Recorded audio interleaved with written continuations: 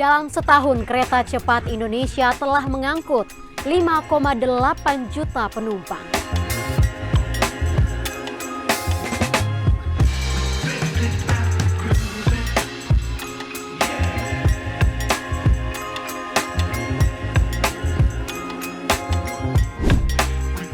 KCIC berencana akan menghadirkan 62 perjalanan kereta cepat Wus.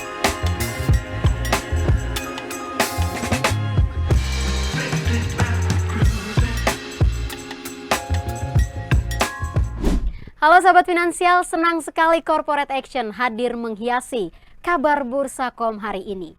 Bersama saya Maria Rahu Halek. Selain informasi tadi, Corporate Action juga akan menampilkan informasi menarik lainnya. Pada sesi dialog kita akan mengulas strategi PT Kereta Cepat Indonesia Cina atau KCIC untuk pengembangan transportasi berbasis rel di Indonesia. Langsung saja kita jelang Corporate Action selengkapnya.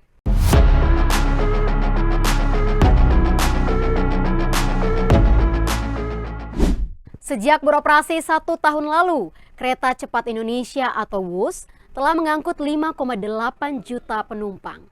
Peningkatan jumlah penumpang tersebut menjadi tanda bahwa masyarakat menyambut baik kehadiran WUS sebagai moda transportasi yang dapat diandalkan. PT Kereta Cepat Indonesia Cina atau KCIC mencatat sejak dioperasikan 1 tahun lalu, kereta cepat WUS telah mengangkut 5,8 juta penumpang. Di tahun 2023, Kereta Cepat Indonesia atau WUS melayani 1,1 juta penumpang, sementara pada tahun 2024, 4,7 juta penumpang sudah dilayani. General Manager Corporate Secretary KCIC Eva Hairunisa mengatakan peningkatan jumlah penumpang ini menjadi tanda bahwa masyarakat menyambut baik kehadiran WUS sebagai moda transportasi yang dapat diandalkan. Ia juga mengatakan secara bertahap masyarakat yang menggunakan WUS terus bertumbuh.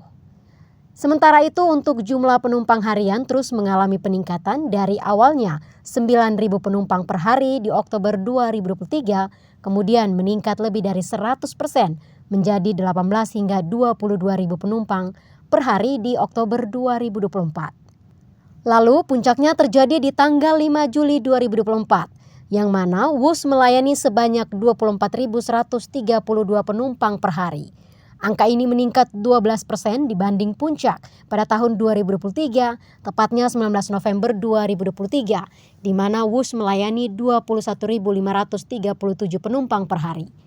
Peningkatan jumlah penumpang tersebut ditunjang dengan penambahan jumlah pelayanan reguler dari yang awalnya 14 perjalanan per hari menjadi 48 perjalanan per hari. PT Kereta Cepat Indonesia Cina atau KCIC berencana akan menghadirkan 62 perjalanan kereta cepat WUS.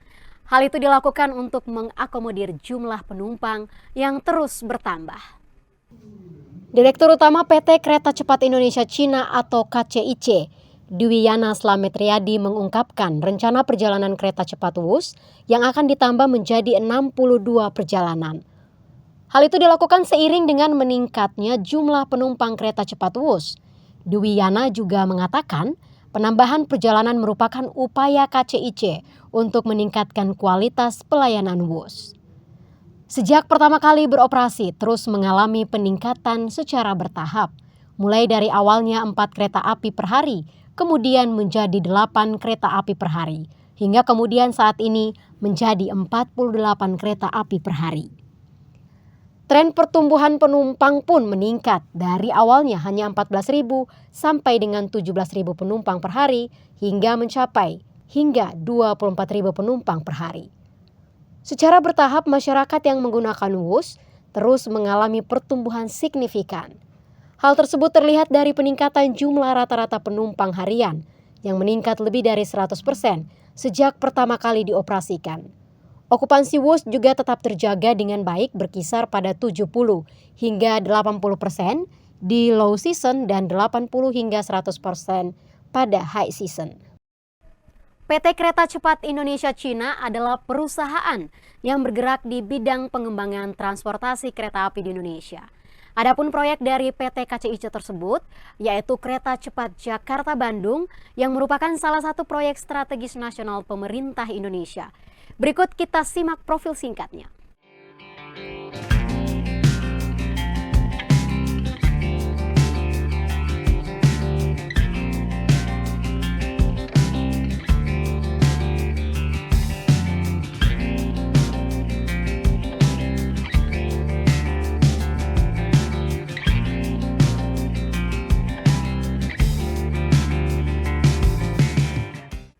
Sahabat Finansial, untuk mengulas lebih dalam mengenai KCIC ini, kita bergabung bersama rekan Yunilawati yang sudah siap berdialog dengan General Manager Corporate Secretary KCIC, Ibu Eva Chaironisa. Silakan Yunila.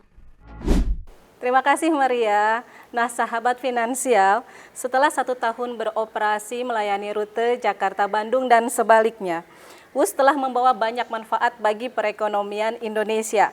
Kehadiran WUS dapat menghemat biaya perbaikan infrastruktur sebesar 19 miliar rupiah, juga mengurangi emisi kendaraan sebesar 6,8 miliar rupiah, dan penghematan biaya bahan bakar mencapai 3,2 triliun rupiah per tahun. Lantas ke depannya strategi apa yang akan dilakukan oleh KCIC dalam pengembangan kereta cepat? Telah hadir bersama saya Mbak Eva Chaironisa, General Manager Corporate Secretary KCIC. Apa kabar Mbak Eva? Baik, terima kasih. Iya, baik. Mbak Eva, ini tepat bulan ini 1 tahun KCIC beroperasi di Indonesia sekali. ya. Sejauh mana kontribusi KCIC dalam perkembangan transportasi berbasis rel di tanah air? Ya, jadi kalau kita bicara dengan keberadaan kereta WUS ini dan apa kontribusinya untuk masyarakat ataupun juga untuk negara, tentunya sangat banyak ya. Seperti tadi juga sudah disampaikan, mulai dari mengurangi biaya pembangunan infrastruktur, kemudian emisi, dan karena kita memang menggunakan listrik sehingga tentunya ramah lingkungan. Terus itu sudah pasti berkaitan dengan masalah polusi juga, dan banyak hal lainnya ya. Dan tentunya pada saat ini sebenarnya rumus basic ya, ketika satu transportasi itu berkembang menghubungkan antara 2 wilayah, sudah tentu pasti akan mengembangkan perekonomian, pariwisata di wilayah tersebut. Betul. Karena memang konsepnya di beberapa negara yang sudah maju pun seperti itu. Ketika dia akan mengembangkan wilayahnya, pasti yang pertama akan dibangun itu adalah transportasi. Ya, jadi memang kalau kita bicara mengenai kereta cepat sendiri, saat ini bahkan mungkin sudah bukan hanya sebagai sekedar transportasi saja, biasa, tapi ini sudah merupakan sebuah kebutuhan masyarakat, karena di mana mungkin dengan adanya kereta cepat saat ini waktu sudah tidak lagi menjadi kendala ataupun menghalang, karena memang kita tahu dengan kecepatan 350 km per jam untuk Jakarta-Bandung ini hanya cukup menghabiskan waktu sekitar 30 menit. Betul sekali. Nah, kalau kita melihat tentunya apresiasi masyarakat sangat positif ya. Ini kita lihat dari peningkatan volume pengguna jasa. Dari yang awalnya kita beroperasi di Oktober 2023 itu hanya sekitar 9.000 rata-rata per harinya. Saat ini 1 tahun beroperasi ya, tepat di Oktober 2024 ini, jumlah penumpang kami per harinya itu untuk weekday sudah mencapai rata-rata 18.000 sampai dengan 20.000. Luar biasa peningkatannya ya. Bahkan untuk weekend rata-ratanya itu berada di sekitar 20 sampai dengan 22.000, dan tertinggi itu kita pernah mengangkut sampai dengan 24.500 orang per hari.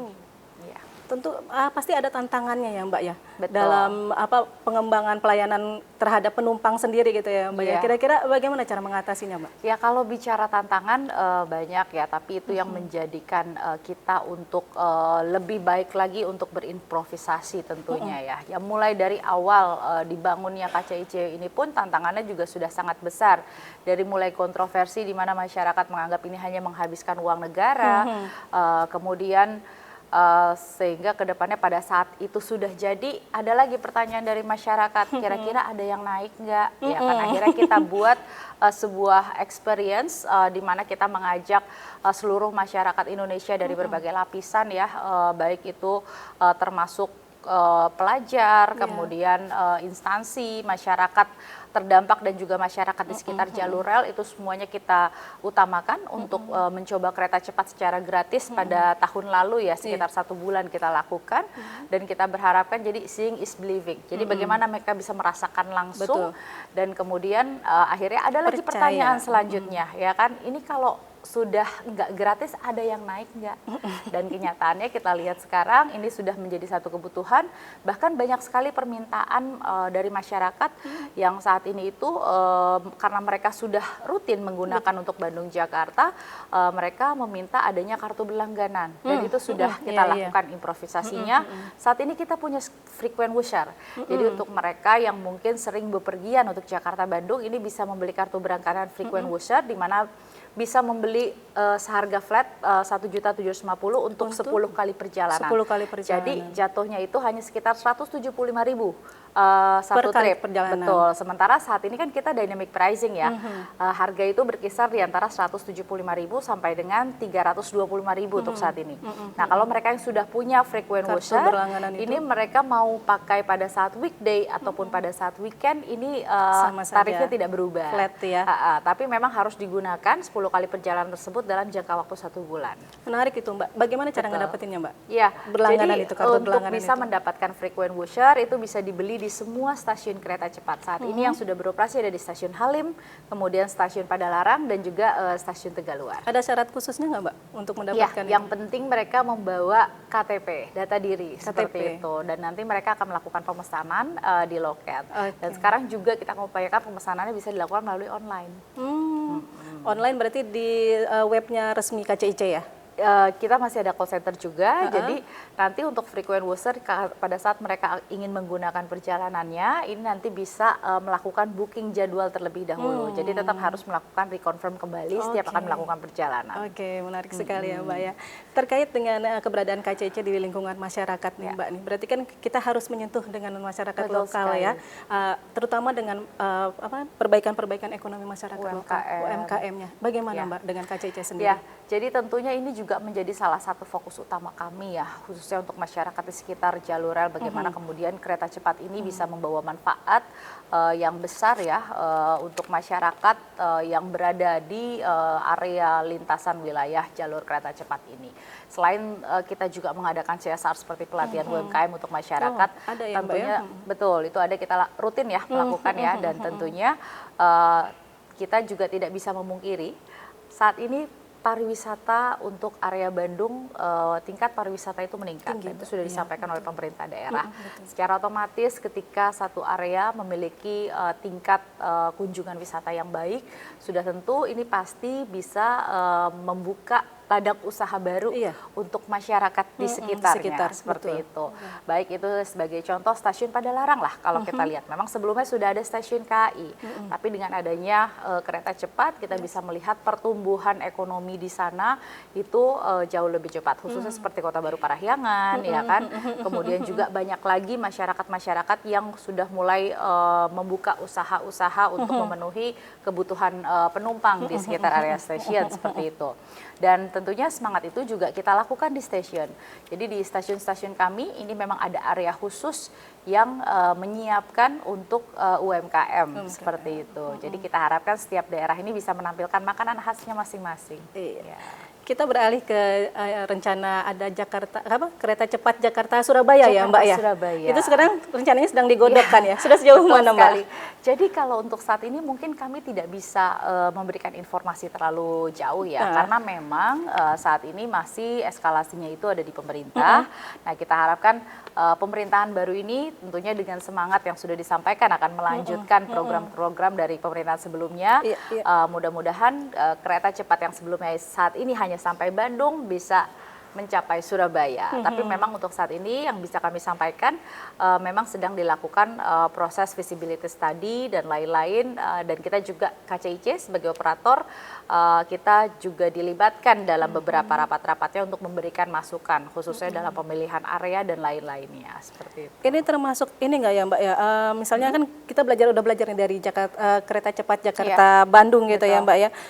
Kira-kira mungkin dari sisi teknisnya, pelayanannya, terus penyerapan penyerapan tenaga kerjanya itu nanti untuk Jakarta yang Surabaya itu bagaimana Pak? Ya, jadi pastinya kalau kita nantinya pemerintah memutuskan akan melanjutkan ya lebih tepatnya melanjutkan jalur trase kereta cepat sampai ke Surabaya, harusnya ini akan jauh lebih mudah.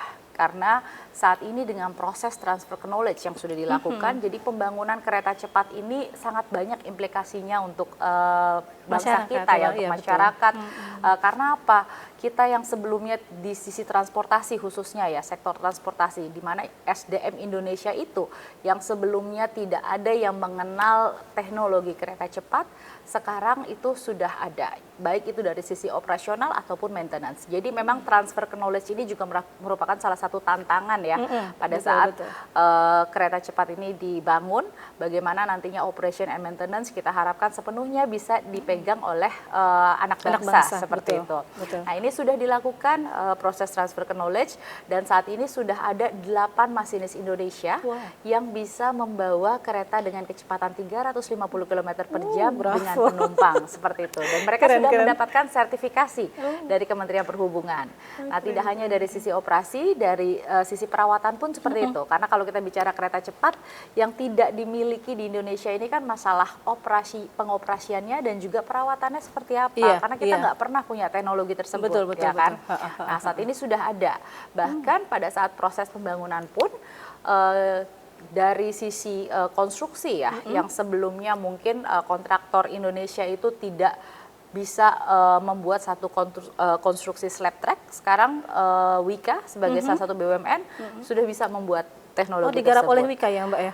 Ya, jadi pada saat masa konstruksi itu kan memang terdiri dari kontraktor konsorsium China dan Indonesia seperti itu. Nah, pada proses itu transfer knowledge juga dilakukan. Jadi sebenarnya sudah sangat banyak yang didapatkan dari proses transfer knowledge itu, sehingga seharusnya pada saat kita akan melakukan pembangunan ataupun melanjutkan ya perpanjangan trase ke Surabaya, ini sudah bisa banyak melibatkan anak bangsa ya, artinya tenaga kerja Indonesia.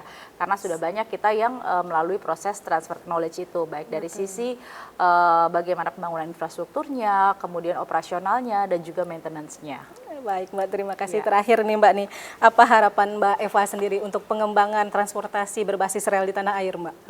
Ya baik, tentunya pengembangan transportasi berbasis rel itu harus menjadi backbone ya dari satu wilayah ataupun satu negara. Kenapa? Karena transportasi berbasis rel itu bisa mengangkut dalam jumlah banyak dalam satu waktu yang sama seperti itu. Jadi sehingga ini memang harus menjadi backbone transportasi di satu wilayah ataupun satu negara yang berbasis rel. Dan yang kedua, tentunya transportasi berbasis rel ini harus berbasis teknologi listrik karena kita bicara emisi, bicara ramah lingkungan seperti itu. Dan kita harapkan kereta cepat ini sebagai sebuah perubahan dari peradaban transportasi di Indonesia dengan modernisasi yang dilakukan bisa menjadi satu pemicu yang kedepannya itu akan mengembangkan transportasi lainnya. Dan tentunya juga dari sisi integrasi antar moda, di mana memang pembangunan kereta cepat ini tentunya sangat berkaitan dengan bagaimana kita harus bisa mengintegrasikan moda-moda lain untuk mempermudah masyarakat. Nah, jadi kita harapkan kedepannya transportasi berbasis rel ini akan terus dikembangkan, terutama yang ramah lingkungan, dan tentunya ini juga akan membangun sistem integrasi antar moda yang lebih baik lagi untuk masyarakat. Baik, Mbak, satu pesan Mbak untuk teman-teman yang belum menjajal WUS. Bagaimana Mbak? Untuk masyarakat yang smart Indonesia, untuk yang mau ke Bandung ataupun ke Jakarta dari Bandung harus coba WUS. Cuma 30 menit. Terima kasih perbincangannya Mbak kali ini. Sama-sama, terima kasih. Ya baik teman-teman sahabat finansial, semoga kedepannya KCIC menjadi solusi transportasi kereta cepat di Indonesia. Dan sekarang saya kembalikan ke rekan saya di studio. Maria, silakan. Baik Yunila, seru sekali ya perbincangannya. Sahabat finansial, demikianlah Corporate Action kali ini. Atas nama kru yang bertugas, saya Maria Rahuhalek. Pamit undur diri, jangan lupa jadikan kabar Bursa.com sebagai navigasi keputusan finansial Anda. Sampai jumpa.